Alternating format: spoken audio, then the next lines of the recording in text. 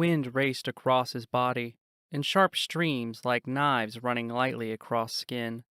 Adam dangled in the air, climbing higher and higher each second. He forced his eyes open against the air that pushed them shut. That's when he saw it. A giant bird like he'd never seen before. Jet black feathers cut through the wind upon a mighty frame. It was the size of a propeller plane, and air surged with each flap of its great wings. Razor talons dug into Adam's backpack and pulled him along its flight. The forest below blurred into a green pool as they flew higher. Weight tugged at his right hand. He squinted and looked down. It was his rifle. Fear gripped Adam's heart, but he knew he had to do something, and the rifle was the key. The great bird soared towards the high mountain peaks to the west. Flat forest rose toward the mountain, the earth reaching higher with every passing yard. There came a point where the trees thinned and rocky outcroppings began. The trees were closer there. He didn't know if he'd survived the fall, but it was his only shot, and surely a better end than what fate waited atop the mountain. The great bird pitched up to soar higher with its powerful wings. Adam mustered all his strength and lifted the rifle up. He lined it up with the center of the bird's chest with a shaky arm and squeezed the trigger. The air cracked as the shot tore from the rifle into the beast's breast. A piercing shriek echoed from the bird, and its talons released. Freefall. He felt weightless as he plummeted. The roar of air racing past his ears drowned everything out. His stomach fluttered, and his heart crept into his throat. Tears blurred his vision, but he could just make out the bird flying to the mountain on labored wings. He crashed through a tree. Its branches moaned against his weight, and his body folded around each as he fell. The ground provided little mercy as he smashed into it. Black. Adam's eyes opened some time later. He ached, but he felt fine, all things considered. He didn't expect to survive the fall, let alone be so well intact. He shuddered at the possibilities running wild through his mind, each more disturbing than the last. He stood and surveyed his surroundings. He sat on a slight incline farther down the hill from where he had crashed. Stay put. Scouts had taught him that he needed to stay put and wait for help when you've become lost or stranded. A screech rang from the top of the mountain, bringing his attention back to his abductor. Adam was a mouse, lost in a maze of trees. He peered through the canopy above and saw the huge bird soar down from the mountain. If it was anything like regular raptors, Adam knew that it had keen eyesight and could detect the slightest movement from great heights. This wasn't a simple matter of sitting and waiting for help. Adam's life was in peril, and he had to evade death's gaze and razor-sharp talons. Stay put? Not an option. Distant thunder boomed, but there wasn't a dark cloud in the Amarillo sky. The bird soared at great speed back into the valley and disappeared. If he couldn't see it, it probably couldn't see him. Breath surged from his lungs as relief took place of tension. Water, food, and shelter. Adam's mind snapped to the three things he needed. Food and shelter weren't vital at the moment. He had some snacks left in his pack, and he could go a day without food and a sturdy shelter. But a day without water, although not fatal, could leave him weakened. Water is what he needed most. Down the hill was a small stream that ran through the valley, but the bird had gone there.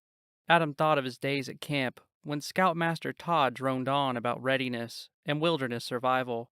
He and his fellow scouts thought it was silly that Scoutmaster Todd was so obsessed with going over quick tips as they hiked. But now, Adam could put them to good use. Animals, boys. Animals know better than us. They know when it is safe and where it is dangerous. Always watch the animals. If they are quiet, danger may be nearby. They can also lead you to water, boys. And water is your #1 priority when you're in survival mode. Adam listened. The small birds in the trees sang their twilight songs, and crickets tuned their instruments for the night's symphony. Maybe shelter was more of a necessity than he'd first thought. Water, shelter, water, shelter, water, shelter. Adam's mind raced between the two. What should he do? His body told him to move, to do something, but his worried mind kept him anchored in place. He always thought survival would be a cinch if he ever got lost, but now, faced with the gravity of the situation, he couldn't move. His skin burned with the fires of fear. Tears stung his eyes, and he wished he had just stayed home. Vanquish fear. Another of Scoutmaster Todd's tips echoed in his head. When you're out there, you'll have a lot of things running through your mind. You may find yourself conflicted and locked up, not knowing what to do. More than any predator, or any freak act of nature, fear is your number one enemy. Remember that, boys. Cautious action. Size up your situation. Weigh the risks, and think. Don't be rash. Be smart, and always vanquish fear. Adam took a deep breath through his nose, and slowly released it from his mouth. His hands grew steady, and his mind quiet. In his pack was rope and a tarp. He had a portable shelter. Water. That was his decision. Adam stood, and felt a stick poke his foot. One of his shoes was missing. He found his pack and rifle nearby. He grabbed his running shoes from the pack and put them on. He left his lone shoe where he had landed in hopes that someone would find it. He shouldered his pack and rifle and set off. Adam scanned every inch of the leaf-littered ground. Small indentations followed a path into the woods. A deer trail. He followed it with a weary eye plastered to the sky. His mind drifted as he walked in the tranquil calm of the forest. He hoped that Ralphie and his grandpa were okay. He hoped they were gathering a search party. He hoped he would be found soon. Eyes to the earth. A whisper blew like the wind. Hello? Adam tore his gaze from the sky and desperately searched his surroundings. Please help me. I'm lost. Eyes to the earth. Eyes to the earth. Eyes to the earth. Eyes to the earth. The whispers came from every direction and echoed like rain against pavement. The many voices grew louder until they were a torrential downpour. He ran. He followed the trail at a faster speed than he thought possible. All the while, eyes to the earth bombarded him. He wanted to look up, watch for the bird, but both figuratively and quite literally, something told him not to. Hands erupted from under the rocks and bushes and swiped at his legs as he ran. He screamed. The hands were carried by long white and ghoulish arms. The skin was peeled back in places and splotched red in others. Long dirt-stained nails snapped closed at his ankles, trying to ensnare him in their grim grasp. One of the hands finally wrapped its cold, damp fingers around his leg. The world turned upside down as he was pulled off his feet and dragged down the hillside. His rifle tore away from his back as he slid. Adam looked down, the arm stretched beyond sight and wrapped around tree trunks and rocks. He raked his hands behind him, trying to catch something to escape his captor. Adam's hand brushed against something slender but solid. He seized it in an instant and brought it down upon the arm, hoping all the while it would be blunt enough or sharp enough to do damage. The object came into view as he plunged it forward, a stone knife with an antler handle. The sharp blade punctured the grisly arm, and green sludge oozed onto the ground. A shrill shriek filled the air, and the arm melted into the earth. The whispers fell silent, and Adam was left alone again, his heart pounding in his chest. What was that? He felt cold, nearly numb, sitting there in the dirt. His back and arms were scraped and stung. His hands shook again, and he hugged his knees to his chest. Inaction took command, and Adam's heart drowned in the inky black chasm of fear. Vanquish fear. The wind whispered again. Vanquish fear, Adam repeated. He lifted his head, deep breaths. His body ceased shaking, and his mind surged back into action. Whatever was happening didn't matter. He had to press on.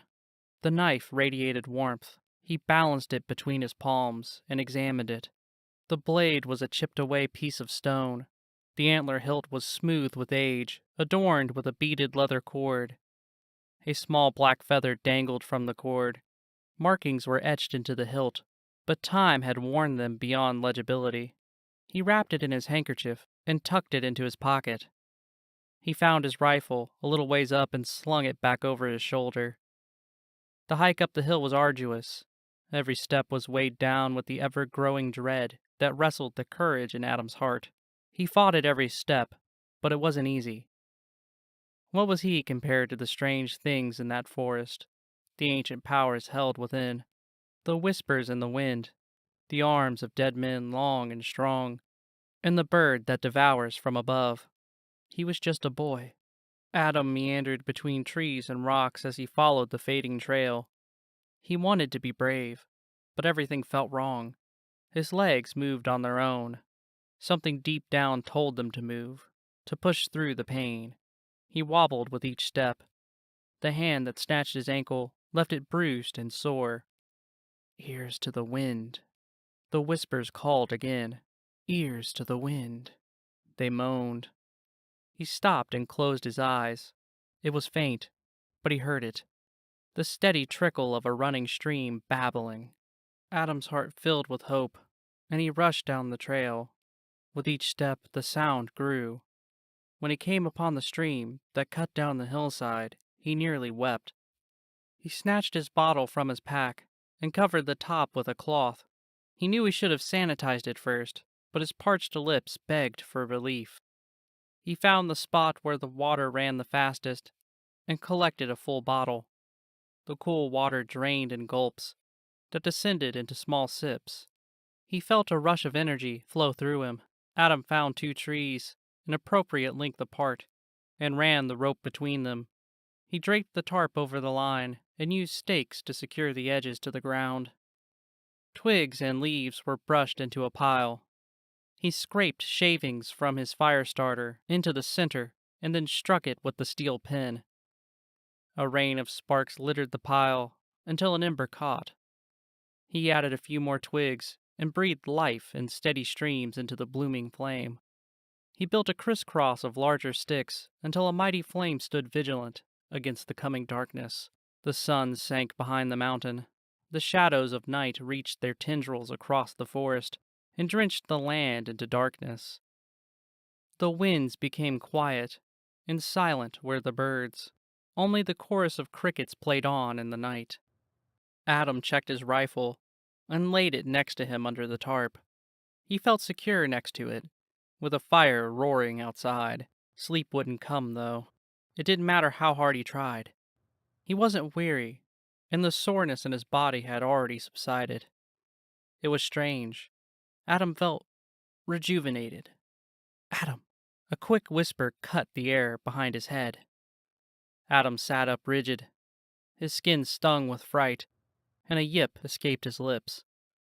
He stared behind him in the direction of the noise. The firelight danced with the shadows cast against the bark of the nearby tree. Hello? Is someone there? His eyes scanned the brush and darkness beyond the tree's trunk. Adam, we've been looking for you. The voice was clear now. It was still a hush, but it was undeniable. Ralphie? Adam crawled out from under the tarp and ran to the other side of the tree. No one was there. Tears welled in his eyes, and his heart sank. It was all too much. Snap. The branches above his head creaked and moaned beneath unseen weight. Adam froze. He stared forward and dared not move. He felt something twirl in his hair. It gave 3 playful tugs before he heard the whisper again. Adam, we've found you. This voice was Ralphie's grandpa, but it sounded off. Each word was long and labored. Adam's heart raced, and his chest heaved with every breath. He looked up, and the flood wall gave. His tears crashed down his face. A shriek, like that of the fabled banshee, erupted from his meager frame. It hung down from the branches on high. Black matted fur covered its hulking frame. Red marbles with oval black pits stared into his eyes. It opened its gator-like muzzle and lunged down at its prey. Adam's body moved of its own accord. He bounded around the tree and slid under the tarp. He grabbed the loaded rifle and pack, then scrambled out the other side. The line holding up the tarp snapped and shot past his face as it whipped through the air. His body shook. He jumped across the fire and turned to face his assailant with rifle raised. Before him stood no beast, only the shifting light of the fire cast against the bleak backdrop of night. Adam wiped away his tears and circled the fire, scanning the tree line as he did. Twig and leaf crunched under each step. His eyes darted in wild desperation, trying to locate the creature. Was it all in his mind? He couldn't be sure of anything anymore. All he knew was that thing felt real when it touched his hair. "Run," the trees whispered. Without a second thought, Adam slung his rifle over his shoulder and rushed into the night with only a flashlight from his pack to guide his way. His rifle beat heavy against him as he bounded over root and rock. His body had never felt so light, and his mind so sharp. He pressed forward at the behest of the very trees themselves. With every step, he could hear them commanding him, faster, faster, and so he complied. The forest around him shifted like a living maze. When he heard the tree say stop, he reached a small clearing with a large mossy boulder at its center. The howls and cries of the beast were long behind him, and the wind assured him it was safe. Bright was the gaze of the moon as it stared down into the clearing. Tall grass danced in the gentle breeze, save for a small ring encircling the rock. Here the grass was matted down and mostly bare, like something had walked the path many times. Adam approached the rock, and the air became cool. His steps felt labored, like he was walking through churning waters. Below. A voice deeper than the earth rumbled. Below, it bellowed once more. The voice shook Adam's very bones. It carried the weight of time and was drenched in sorrow. Closer he drew, and stronger too grew the currents. Like waves crashing against the shore, the pressure tried to force him back. Below. The voice rumbled again as he reached the mossy boulder. He placed his hand on it, and he felt it. A synchronous droning beat reverberated from within. It was like a heart. It beat strong, strong enough to push his hand off the rock. Below. Adam looked down. A small groove was dug into the dirt, and a trickle of water spilled out from beneath. He touched the water. It felt cool and soothing. He could feel the breath of the forest, stifled and dwindling. He felt the roots of the trees digging below, searching, crying. Every animal's heart beat in time with his, and he could feel their fear. He sunk his hands under the boulder. He dug in his heels and lifted. At first, the boulder, as tall as him and much heavier, would not budge. But he felt something as he struggled. He felt strength pouring into him from the world around. The wind, the trees, the animals, and even the stone, bones of the earth lifted with him. The boulder shifted, then it unlatched from the ground.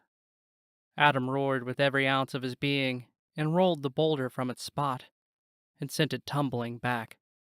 The boulder dissolved into the grass, leaving not even an indentation, as proof of its existence. The clearing sank down into the shape of a bowl, and water gushed from the earth in a tall geyser. In moments, the entire crater was filled with cool, clear water. Adam floated beneath the surface, cradled by its gentle embrace. His lungs didn't burn for air. He opened his eyes. The water around him glowed in a soft, undulating luminescence. A beautiful woman held him. Her skin was fair, with a hint of blue tint. Her eyes shone the brightest emerald he'd ever seen. Her hair, scarlet, like autumn leaves, surrounded them and curled like waves in the water. He heard her whisper in his head, "What do you hold most dear in this life?" He didn't say a word, but in his mind, the faces of all his loved ones flashed before him. His mother and father, his sister and brother, all those he's ever held dear, even Ralphie and Ralphie's grandpa. Thoughts of them swam through his mind like the many fish in a stream. "Love," she whispered. Her smile was warmth itself. He felt it throughout his body, and it spread like the heat of the sun, filling him entirely. "You may go with my blessing, but you must hurry before he catches you." Adam's body surged through the water and breached to the surface. He landed on his feet at the edge of the crater, opposite of where he entered the clearing. He was completely dry. A cold screech split the air. Adam turned. On the other side of the pool was the hulking creature. He could see it in all its terror now. The body of a man that stood well over 8 feet tall. Fur rolled down its shoulders and back, and ended in a wolf-like tail. Its ears were like those of a bat. The skin on its arms and legs were scaly, matching its gator maw. It opened tapered jaws and snapped them excitedly in the air. Each snap was followed by a hollow echo that rang against the trees. It took a step into the water toward Adam, but the water pulled away as it did so. The water in the pool raised up high into the air. It surged and splashed in the moonlight. The water took form and grew into a large horned serpent. Its tongue licked the air, and its hiss cut to the bone. The monster tried to flee from the gargantuan beast, but the horned snake crashed into the creature and washed it away, deep into the forest with a mighty flood.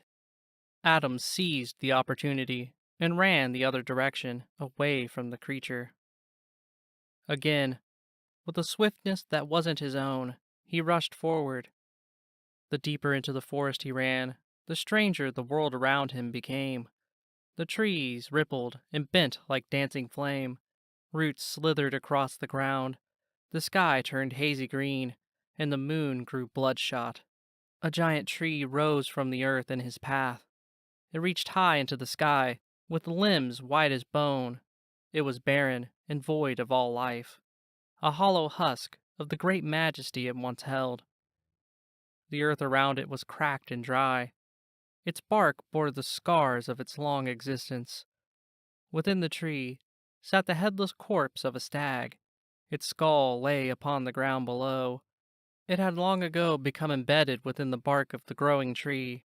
What was visible of the body was somehow encased in a large amount of the tree's resin.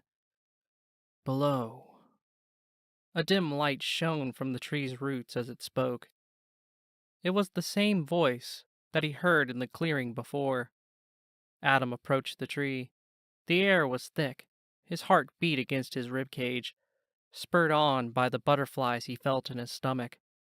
He felt inferior to the tree and its stag. He felt wrong to look upon them in such a state. He didn't understand why, but that is how he felt.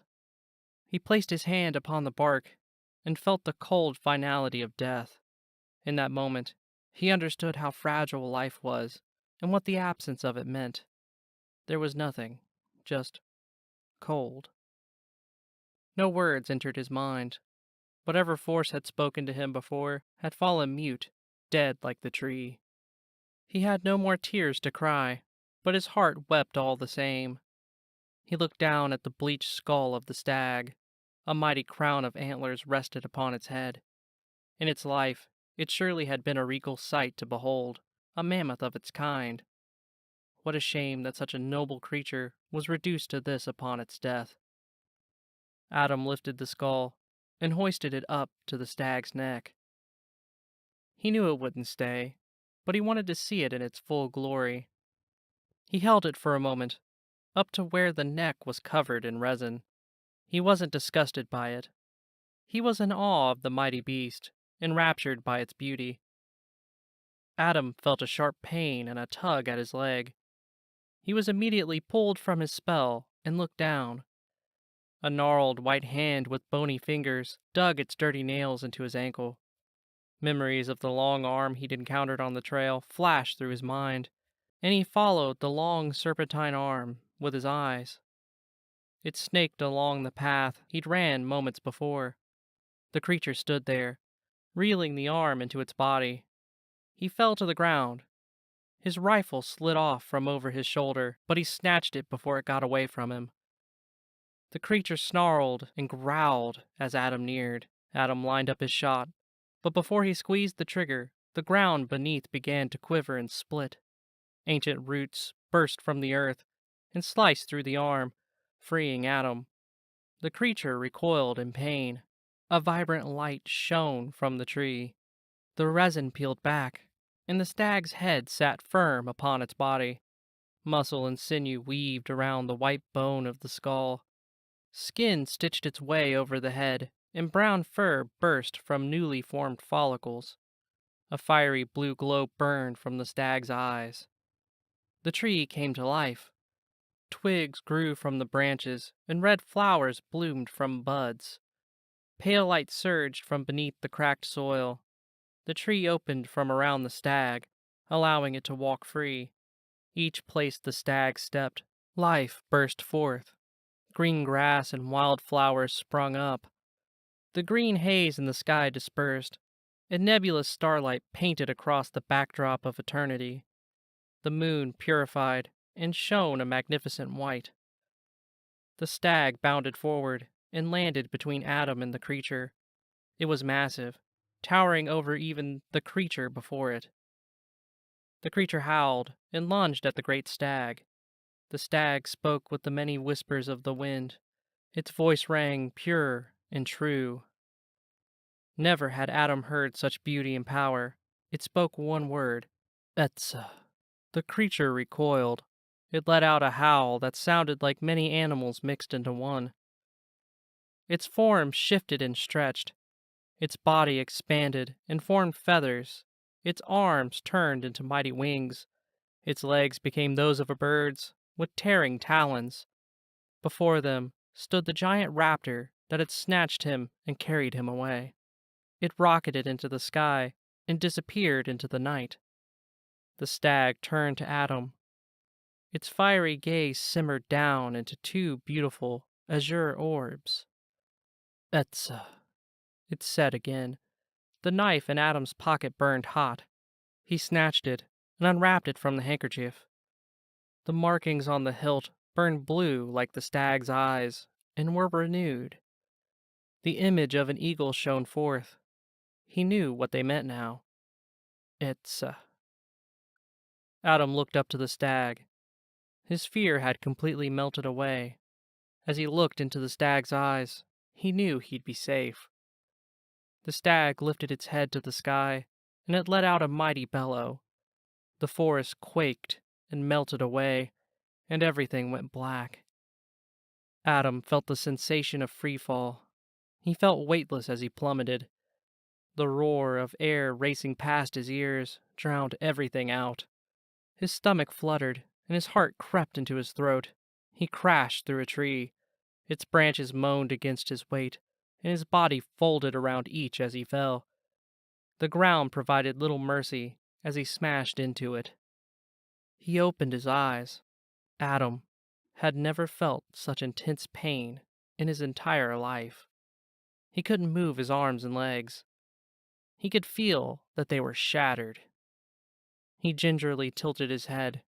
He lay on the ground where he landed after the bird dropped him. His lips were parched, and his mind felt hazy. Around him gathered the many animals of the forest. The bear, the deer, the birds, the snakes, the wolves, the squirrels, big and small, predator and prey. All the creatures stood vigilant over him. In the distance, he heard many voices calling. They all screamed his name and begged for him to respond. He made it. He tilted his head the other way. Sticking out of the ground was a knife. The blade was a chipped-away piece of stone. The antler hilt was smooth with age, adorned with a beaded leather cord. A small black feather hung from the cord. Etched into the hilt was the image of an eagle. As his consciousness faded, he uttered a single word. Etza.